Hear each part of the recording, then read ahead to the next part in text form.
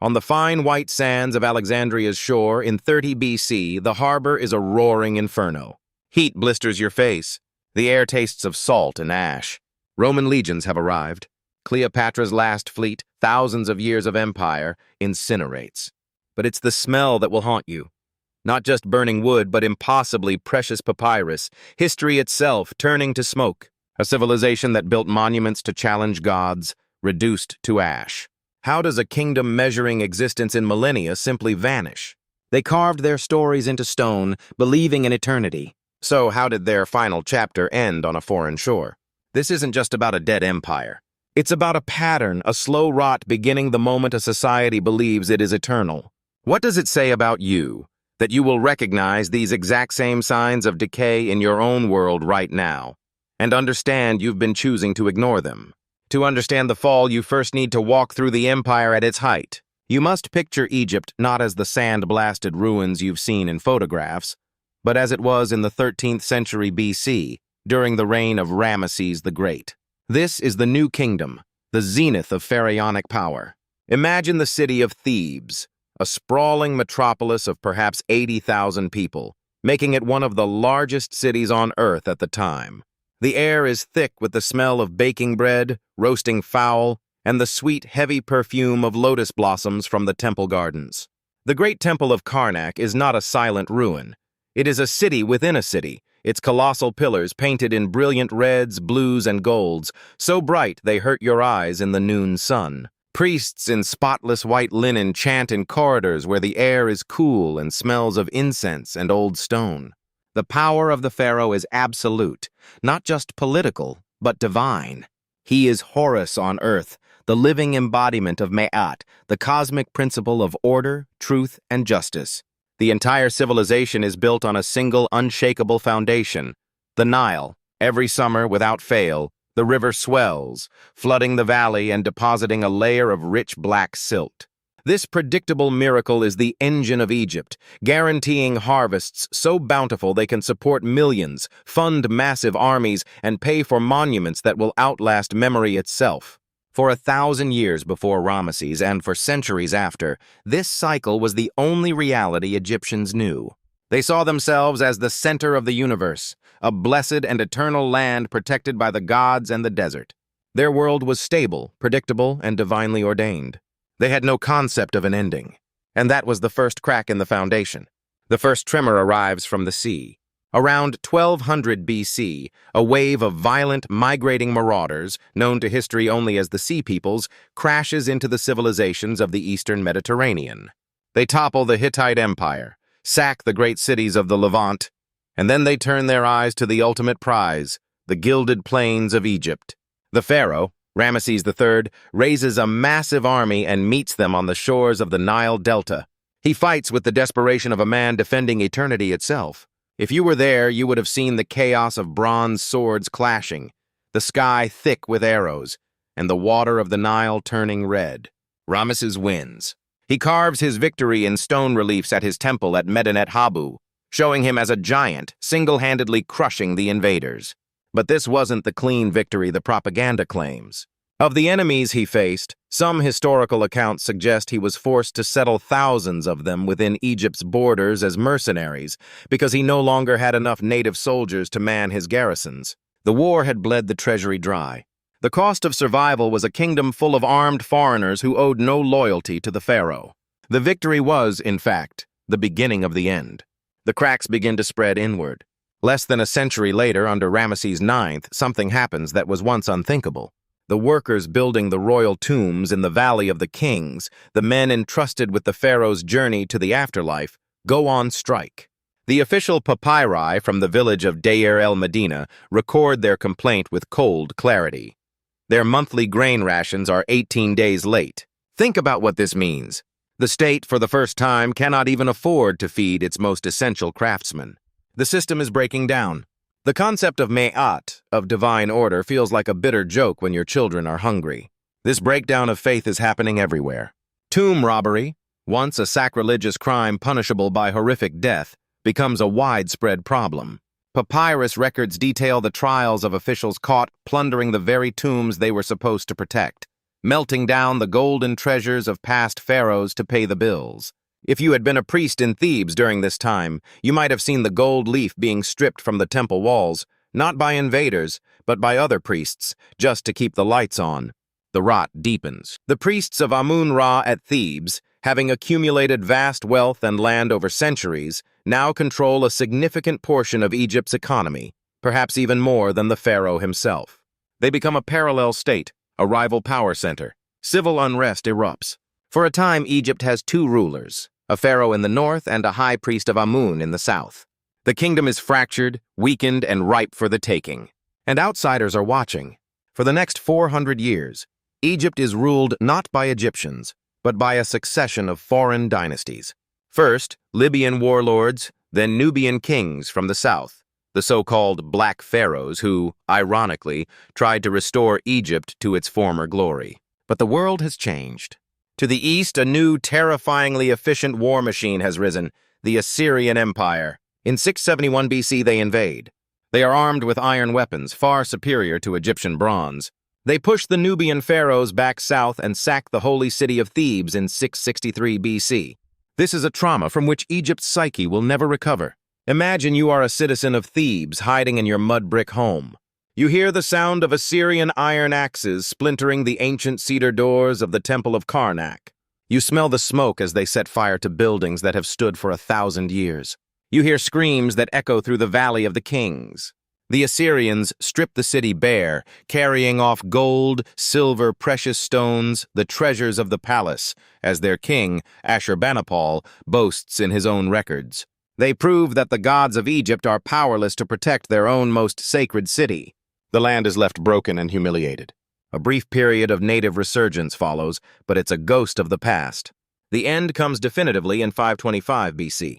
The Persian Empire, the largest the world has yet seen, marches on Egypt. At the Battle of Pelusium, the last Egyptian army is shattered. The Persian king, Cambyses II, becomes the new pharaoh. He reportedly mocked Egyptian religion, with some accounts suggesting he stabbed the sacred Apis bull with his own dagger. The message is clear. Your gods are dead, and your kingdom is now just another province in my empire.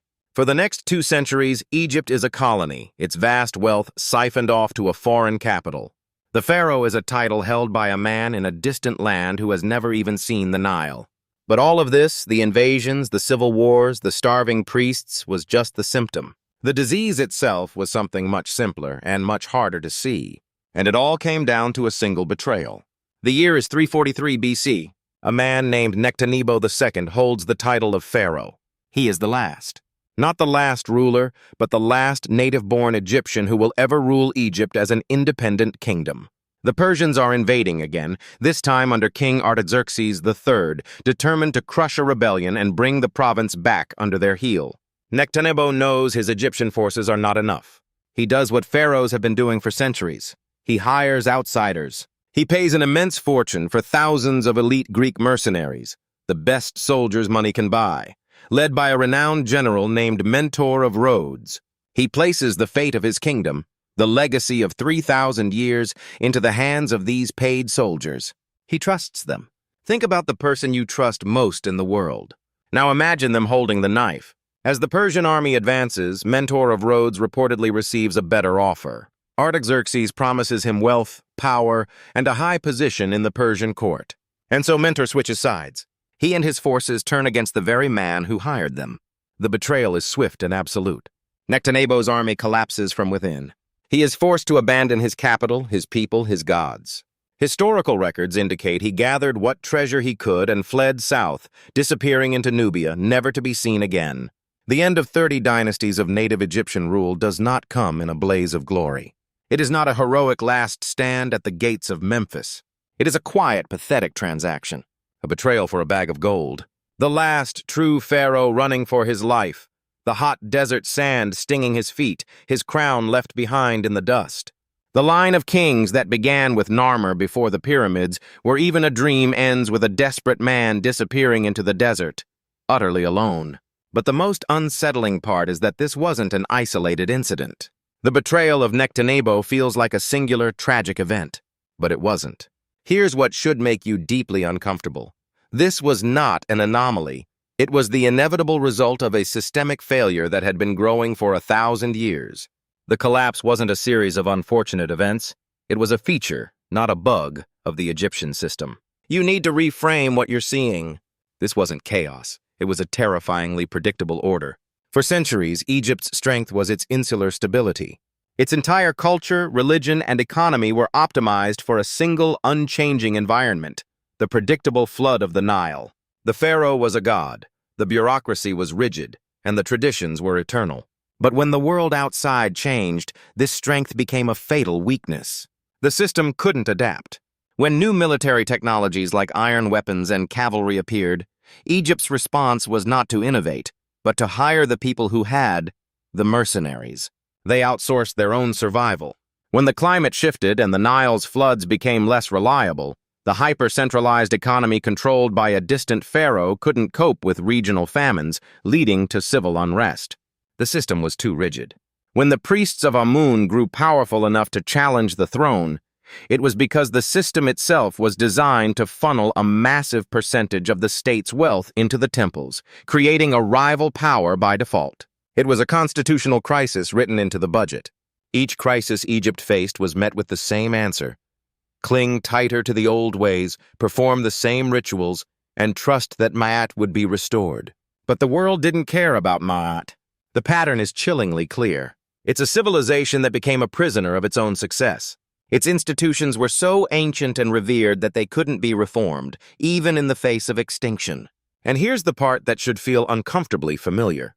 Every one of these systemic flaws, a rigid belief system unable to adapt, outsourcing critical functions to outsiders, and infighting among elites while the foundation cracks, is a pattern you've seen before. It was the slow, methodical self-destruction of a society that had forgotten how to change. But this still doesn't explain the final, brutal act. Alexander the Great's arrival in 332 BC wasn't an invasion. It was something else entirely. And it reveals the one truth the pharaohs never understood. The real betrayal was yet to come. When Alexander of Macedon arrives in Egypt, he is not met with an army. He is met with a parade. The Egyptian people, suffering under Persian rule, welcome him as a savior. The priests, in a move that reveals everything, lead him to the oracle of Siwa Oasis. There they perform the ancient rituals and proclaim him the son of the god Amun. They crown Alexander the Great, a Macedonian Greek who worshipped Zeus, as the new pharaoh of Egypt. This is the moment the systemic truth is laid bare. This is the moment you must understand. Egypt was not conquered, it was given away. The civilization did not fall.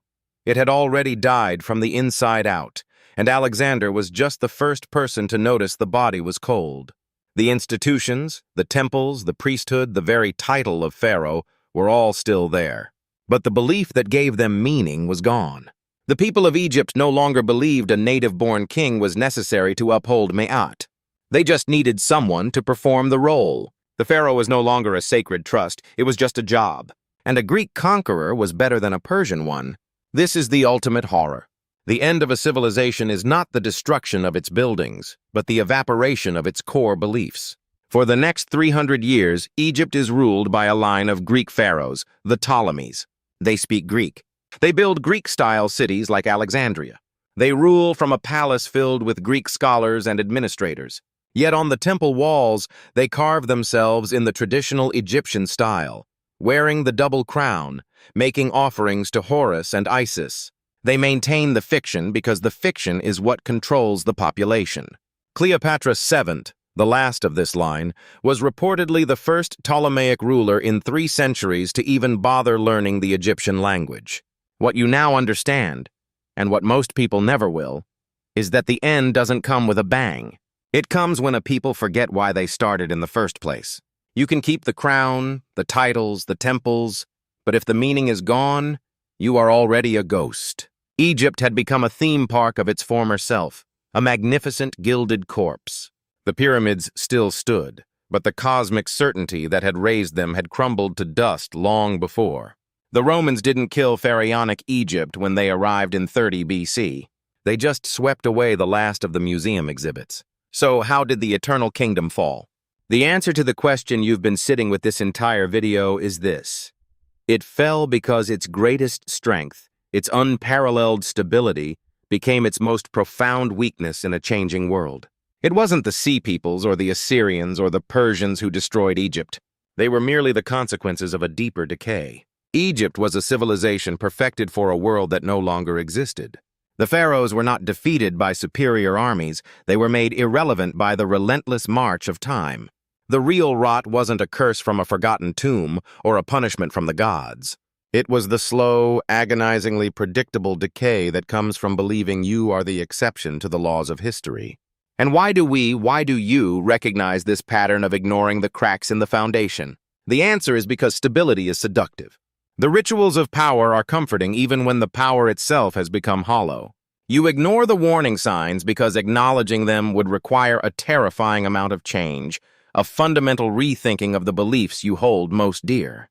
It is always easier to pretend the building is still sound, even as you can feel the floor beginning to tilt beneath your feet. The answer you've been waiting for is that there was no single cause. It was death by 1,000 cuts, a slow erosion of belief. And the reason you recognize this pattern is because every civilization, including your own, eventually faces the same choice: adapt or become a monument. We are back on the shore of Alexandria's harbor in 30 BC. The last of the ships have burned down to the waterline. The smoke still hangs heavy in the air, carrying the ghosts of 1,000,000 stories from the great library. The kingdom of the Pharaohs is over, but the pattern is not. The systems you live inside right now, the economic models, the political structures, the digital worlds you inhabit, you believe they are permanent. You talk about them as if they are forces of nature, but they are just as man-made, just as fragile, and just as susceptible to the slow, internal rot of lost meaning. The last pharaoh wasn't Cleopatra. It was Nectanebo II, a name you'd never heard before today, who fled into the desert. Because the real end is never the famous face on the coin. It's the quiet moment of realization, when the last person who truly believes in the system gives up and walks away. Tell me in the comments, what sign of decay are you seeing that everyone else is ignoring?